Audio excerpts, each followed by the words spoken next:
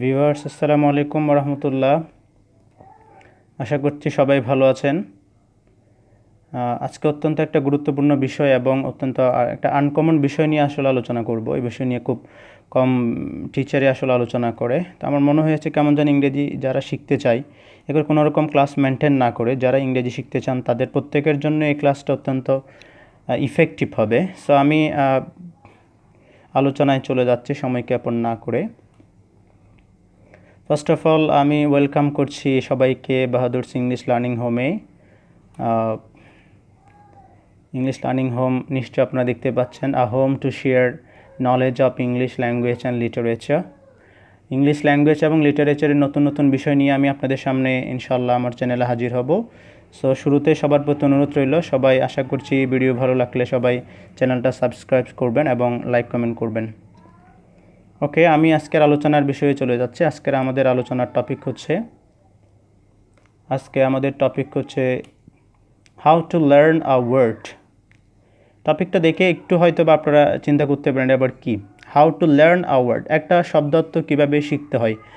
একটা শব্দার্থ শেখা এটা অত্যন্ত সহজ কাজ, আমরা যেটা মনে করি যে খুব ইজি একটা ম্যাটার, আমরা একটা ডিকশনারি করলাম আর অর্থটা শিখে নিলাম, জাস্ট ইনাফ। নো, আসলে একটা শব্দার্থ শেখার ক্ষেত্রে অনেকগুলো বিষয়ের দিকে আমাদেরকে একটু খেয়াল রাখতে হবে। এই বিষয়টা নিয়ে আমি আলোচনা করব।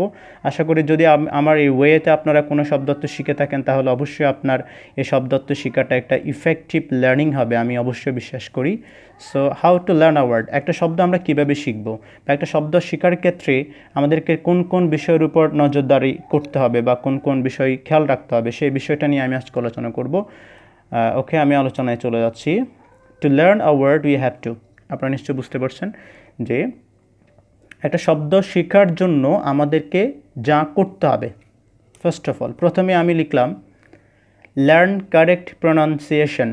একেবারে একটা শব্দার্থ যখন আপনি শিখবেন তখন আপনার ফার্স্ট ডিউটি হচ্ছে ওই শব্দের শুদ্ধ উচ্চারণ আপনাকে শিখতে হবে, কারণ উচ্চারণ শুদ্ধ না হলে আপনি যাকে কথাগুলো বলছেন সে অনেক সময় আপনার উচ্চারণ ভুল হলে সে হয়তো আমার মিনিংটা ভুলভাবেই নিবে, সে আপনার সেন্টেন্স সে বুঝতে পারবে না। সেজন্য আপনার প্রথম কাজ হচ্ছে আপনি প্রনাউন্সিয়েশনটা কারেক্ট করে শিখবেন, কারণ অনেক সময় কিছু কিছু শব্দ আছে যে আমরা অনেক সময় ভুল উচ্চারণ করি। আমি একটু উদাহরণ দিয়ে যদি ক্লিয়ার করি, ফর এক্সাম্পল আমি একটা কিছু শব্দ লিখেছি যেগুলো আমরা অনেক সময় অনেকে ভুলভাবে উচ্চারণ করি।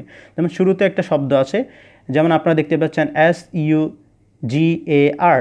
আমরা বেসিক্যালি বিশেষ করে আমি অনেককে দেখেছি এটাকে আমরা সুগার বলি, কিন্তু বেসিক্যালি আপনারা অক্সফোর্ড ক্যামব্রিজের যে ডিকশনারিগুলো এগুলো ওপেন করে দেখবেন, সেখানে IPS সিম্বলগুলো দেখবেন বা উচ্চারণগুলো আপনি শুনবেন, সেখানে দেখবেন এটা আমরা সুগার বললেও মূলত এটা সুগার নয়, এটা হচ্ছে সুগা। আমরা কি বলি সুগার, কিন্তু শুদ্ধটা কি আবার শুনুন, সুগা।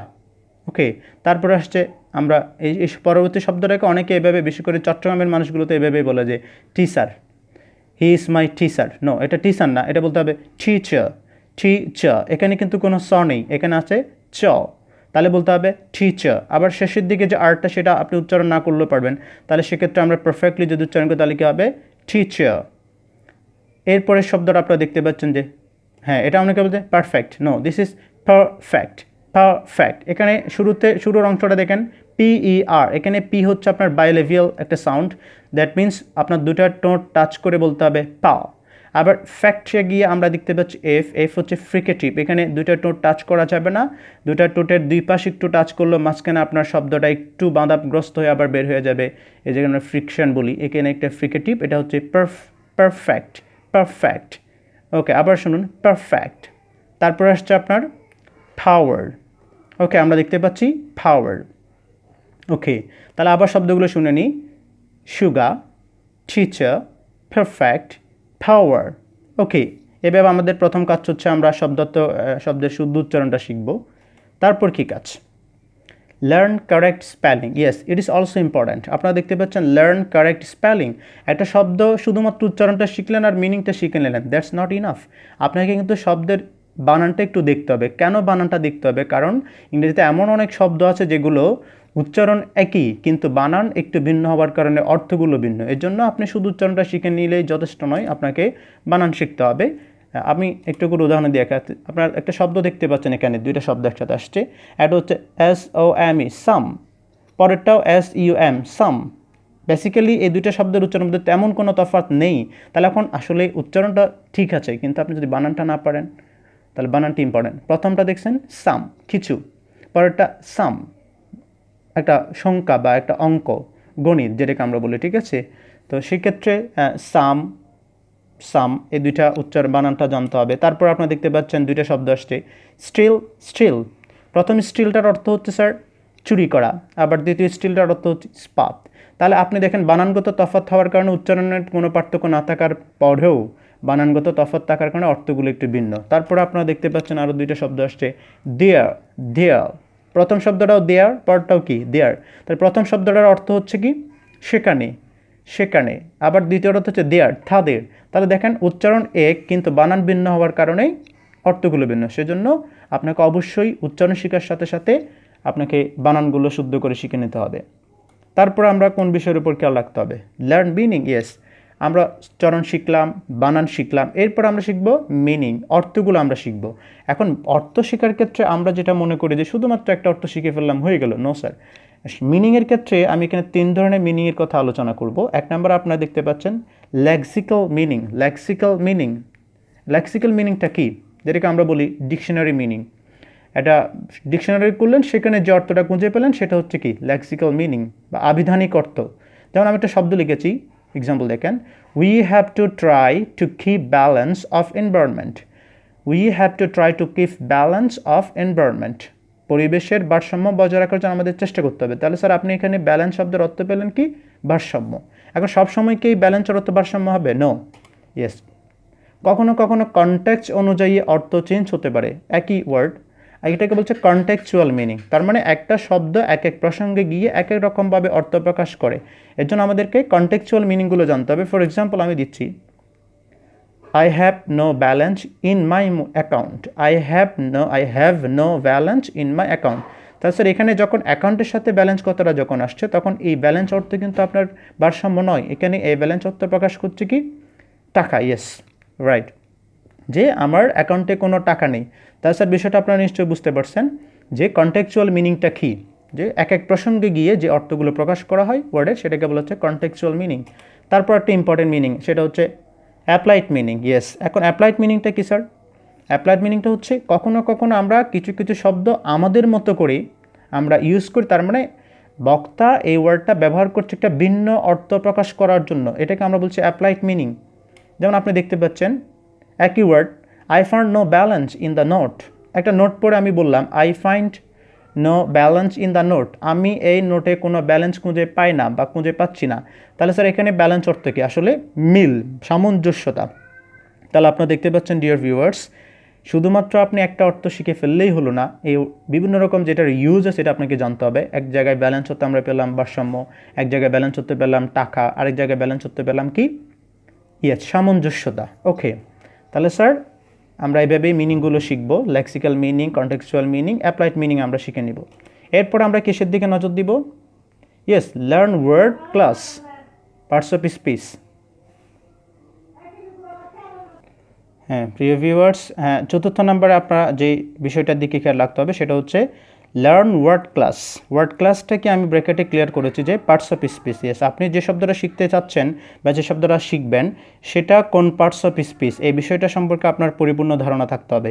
এটাও আপনি ক্লিয়ার করে নেবেন। এরকম প্রশ্ন হচ্ছে এটা কোত্থেকে শিখবেন, বিশেষ করে যখন আপনি ডিকশনারি ওপেন করবেন আপনি দেখবেন প্রত্যেকটা ওয়ার্ডের পরে ব্র্যাকেটে একটা বিশেষ চিহ্ন দিয়ে লেখা থাকে নাউন, প্রোনাউন, অ্যাডজেক্টিভ বা শর্ট ভার্সনে লেখা থাকে। আপনি ওখান থেকে শিখে নেবেন এটা কোন পার্টস অফ স্পিচ। যেমন আমরা উদাহরণ দিলাম, I am drinking water, I am drinking water. তাহলে স্যার এখানে ওয়াটারটা একটা পানি, একটা জিনিসের নাম, একটা উপাদানের নাম, সেক্ষেত্রে এখানে ওয়াটারটা নাউন। কিন্তু সবসময় যে ওয়াটারটা আবার নাউন হবে এই ধারণাটাও কিন্তু ভুল। সেজন্য একটু এই বিষয়টা একটু খেয়াল করতে হবে। যেমন আমি পরবর্তী আরেকটা উদাহরণ দিচ্ছি, I am watering my plants. এখানে ওয়াটারটা কিন্তু ভার্ব হিসেবে আসছে, কারণ প্রথম বাক্যে ওয়াটারটা একটা জিনিসের নাম বোঝালো, দ্বিতীয় বাক্যে কিন্তু বলা হচ্ছে আই এম ওয়াটারিং, আমি পানি দিচ্ছি মাই প্ল্যান্টস, তার মানে আমি আমার চারা গাছে পানি দিচ্ছি। দ্যাট মিনস এখানে ওয়াটারটা একটা কাজ করা অর্থে ইউজ করা হচ্ছে। তাহলে আমরা জানি যে কোনো একটা ওয়ার্ড দ্বারা যদি কাজ করা বোঝে তাহলে সেটা হচ্ছে ভার্ব। বেসিক্যালি এই জিনিসটা কিন্তু বিভিন্ন প্রতিযোগিতামূলক পরীক্ষায় কিন্তু এভাবে প্রশ্ন করা হয়। আপনি শুধু মুখস্থ করে ফেললেন যে ওয়াটারটা একটা ভার্ব, নো স্যার, ওয়াটারটা একটা নাউন, সেভাবে মুখস্থ করা যাবে না, একটা সেন্টেন্সে ওটা কীভাবে ইউজ করলো সেটাও কিন্তু ইম্পর্টেন্ট। তাহলে স্যার আমার প্রথম বাক্যে দেখলাম water is a noun, but দ্বিতীয় বাক্যে I am watering my plants, তাহলে এখানে ওয়াটারটা হচ্ছে একটা ভার্ব, কারণ ওয়াটার দ্বারা একটা কাজ করে বোঝাচ্ছে। তাহলে স্যার আপনি এভাবে পার্টস অফ স্পিচটাও কী করবেন, শিখে নেবেন। পঞ্চম নাম্বার আপনি কী শিখবেন, একটা সুন্দর একটা টার্ম আসছে, সেটা হচ্ছে learn forms. Learn forms, yes, যদি বলা হচ্ছে if the word is a verb, আপনি যে শব্দটা শিখছেন যদি সেই শব্দটা একটা ভার্ব হয়, তাহলে আপনার আরেকটা দায়িত্ব বেড়ে গেল, সেটা হচ্ছে ওই ভার্বের বিভিন্ন ফর্মস থাকে, সেই ফর্মসগুলো আপনাকে শিখে নিতে হবে। ফর এক্সাম্পল আমরা বেসিক্যালি 3টা ফর্ম নিয়ে আলোচনা করি। যেমন আপনি দেখেন, আমি একটা শব্দ লিখেছি ডিউ, আপনি দেখতে পাচ্ছেন ডিউ, তা ডিউ এর পাস্ট ফর্ম হচ্ছে কি ডিট, পাস্ট পার্টিসিপল কি ডার্ন। এখন আপনি শুধু ডু শিখে বসে থাকলেন, কেউ আপনার সামনে যদি ডার্ন শব্দটা বলে তাহলে আপনি এটা বুঝবেন না, কারণ আপনি ডিউ এর পাস্ট ফর্ম যে ডার্ন সেটা আপনি শিখলেন না। তাহলে স্যার আপনার জন্য এটা ইম্পর্টেন্ট, সেটা হচ্ছে কি ডিউ এর পাস্ট ফর্ম ডিট, তারপরে ডার্ন, এই বিষয়টা আপনি শিখে। আমরা আরও কিছু উদাহরণ দেখে নিচ্ছি।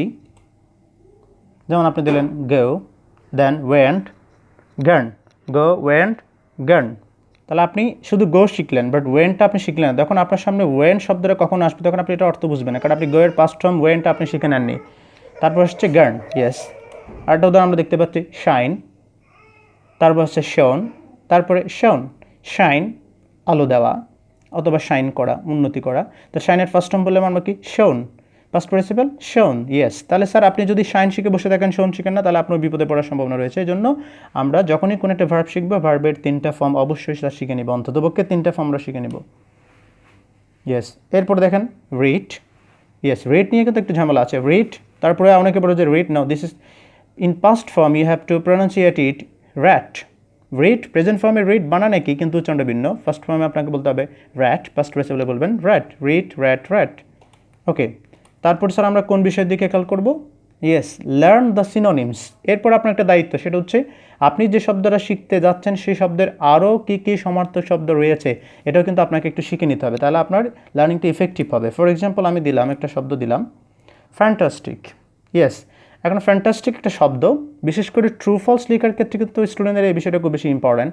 প্যাসেজে আছে ফ্যান্টাস্টিক, ট্রু ফলসে গিয়ে ইউজ করা হলো ট্রিম্যান্ডাস, ট্রিম্যান্ডাস, ওকে।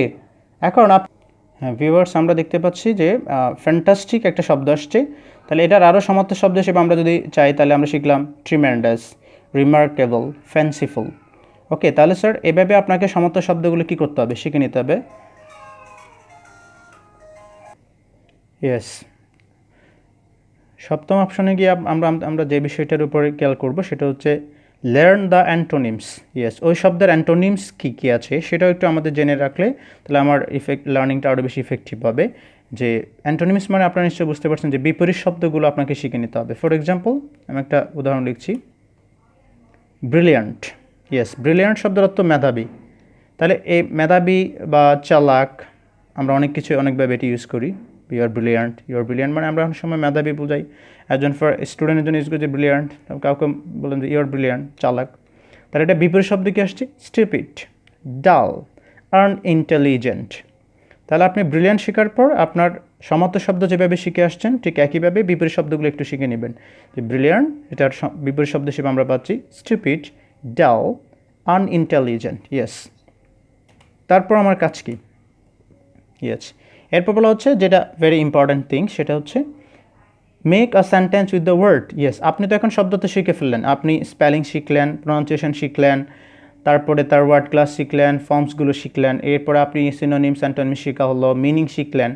এরপর আপনার কাজ হচ্ছে আপনি যদি এই লার্নিংটাকে আরেকটু ইফেক্টিভ করতে চান তাহলে স্যার আপনাকে yes make a sentence with the word, ওই শব্দটি দিয়ে আপনি একটা সেন্টেন্স বানিয়ে ফেলবেন, আপনার মতো করে একটা সেন্টেন্স বানাবেন। ফর এক্সাম্পল আমি একটা উদাহরণ দিলাম, যেমন একটা শব্দ শিখলেন অ্যাপয়েন্ট, অ্যাপয়েন্ট অর্থ কি নিয়োগ দেওয়া, ইয়েস। তাহলে সেক্ষেত্রে বলা হচ্ছে Bahadur was appointed to the post, Bahadur was appointed to the post, বাহাদুরকে ওই পোস্টে নিয়োগ দেওয়া হয়েছে বা ওই পদে নিয়োগ দেওয়া হয়েছিল, ওকে। তাহলে এখানে অ্যাপয়েন্ট অর্থ নিয়োগ দেওয়া, এখানে এটা প্যাসিভ ফর্মে আছে যে বাহাদুরকে নিয়োগ দেওয়া হয়েছিল। তাহলে স্যার আপনার শেখাটা আরও বেশি ইফেক্টিভ হলো। তাহলে আপনার দায়িত্ব হচ্ছে কি যে যখনই আপনি কোনো একটা নতুন শব্দ শিখবেন অবশ্যই সেই শব্দ দিয়ে মনে মনে হোক বা খাতায় লিখে হোক আপনি একটা সেন্টেন্স তৈরি করে ফেলবেন, তাহলে এটা আরও বেশি মনে থাকবে। ওকে ডিয়ার ভিউয়ার্স, আজকের মতো এখানেই। So if you enjoy my presentation please subscribe my channel for more videos. আশা করছি আরও ভালো ভালো ভিডিও নিয়ে আসছে আপনাদের জন্য। ধন্যবাদ সবাইকে, and thanks for watching my video. Thank you all. Okay, আল্লাহ হাফেজ।